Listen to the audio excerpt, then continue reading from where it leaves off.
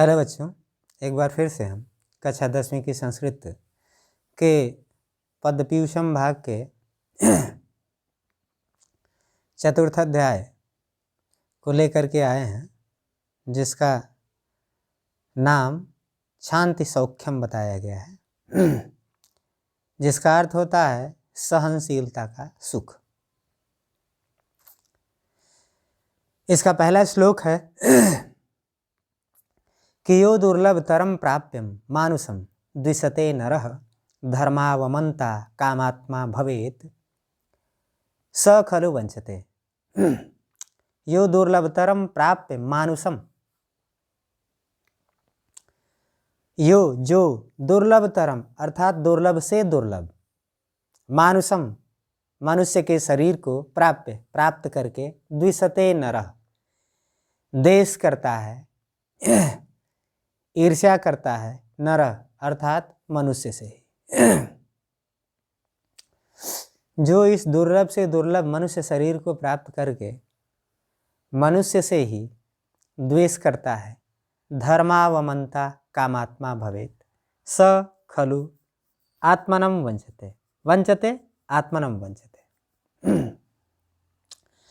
धर्मावमन्ता अर्थात धर्म की निंदा करने वाला या धर्म से इतर अधर्मी हो जाता है। कामात्मा कामनाओं में लिप्त रहता है, भवेत होता है, कामनाओं से युक्त और धर्म की को हानि पहुंचाने वाला हो जाता है। धर्मावमन्ता अर्थात धर्म का नाश करने वाला भवेत होता है। स खलु आत्मनं वंचते, वह निश्चय ही स्वयं को धोखा देता है। वंचते धोखा देना। एक बार फिर से देखें, यो दुर्लभतरम प्राप्य मानुषम द्विषते नरः, जो दुर्लभ से दुर्लभ मनुष्य शरीर को प्राप्त करके मनुष्यों से ही द्वेष करता है। धर्मावमन्ता धर्म को हानि पहुंचाने वाला, कामनाओं से युक्त होता है। स खलु वंचते, वह निश्चय ही स्वयं से धोखा करता है या अपने को धोखा देता है।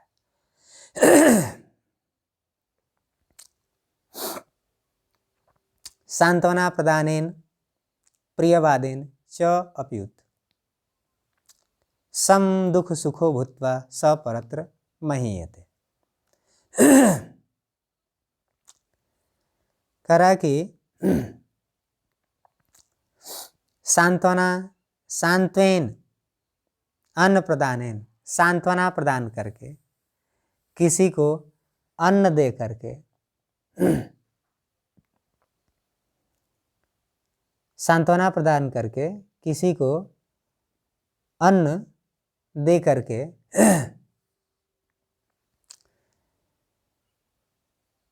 प्रियवादेन प्रिय बोल करके,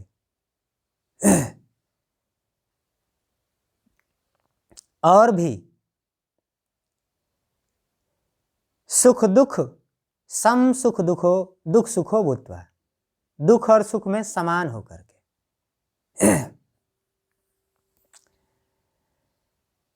रहता है। स परत्र महीयते, वह परलोक में भी सुशोभित होता है, आनंदित होता है, सुख को प्राप्त करता है। यहां फिर से देखें, सम दुख सुखो भूत्वा, जो व्यक्ति दुख सुख में समान होकर सांत्वनेन अपनी सांत्वना से, अन्न प्रदानेन अन्न प्रदान करने से, प्रियवादेन अपनी प्रिय वाणी से या प्रिय बोलने से, च का अर्थ लेंगे पहले, और अप्युत अर्थात दूसरों को प्रसन्न करता है।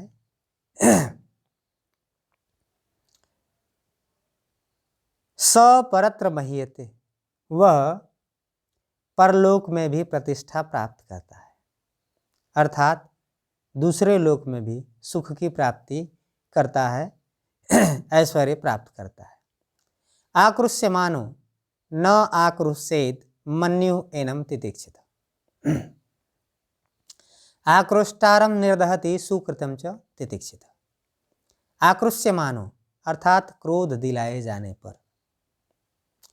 न आक्रोशित, आकृष्ट नहीं होना चाहिए अर्थात क्रोध नहीं करना चाहिए। मन्यु एनम तितिक्षिता, तितिक्षिता अर्थात क्षमाशील।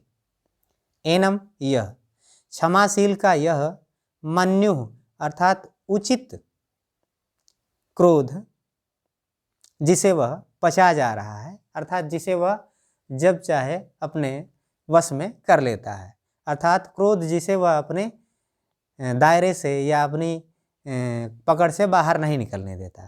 तितिक्षिता उस क्षमाशील का वह क्रोध।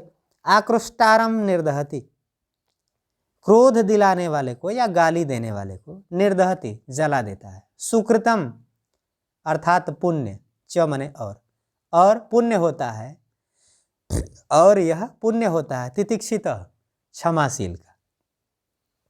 फिर से एक बार देखें। आक्रोश्यमानो अर्थात गाली देने वाला या क्रोध दिलाने वाला। न आक्रोशित, गाली देने पर या क्रोध दिलाए जाने पर न आक्रोशित, नहीं क्रोध करना चाहिए। गाली देने पर या क्रोध दिलाए जाने पर क्रोध नहीं करना चाहिए। मन्यु अर्थात उचित क्रोध। एनम यह, तितिक्षिता अर्थात क्षमाशील का, क्षमाशील का यह जो वाजिब क्रोध है। आक्रोष्टारम निर्दहति, आक्रोष्टा को अर्थात जो गाली दे रहा है, निर्दहति जला देता है। सुकृतम च तितिक्षिता, और यह पुण्य होता है तितिक्षित अर्थात जो क्षमाशील है, जो क्षमा करने वाला है। अगला वाक्य देखिए। श्लोक। सक्तस्य बुद्धिश्चलति मोहजाल विवर्धिनी, मोहजालावृत्तो दुखम इह च अमुत्र च श्नुते।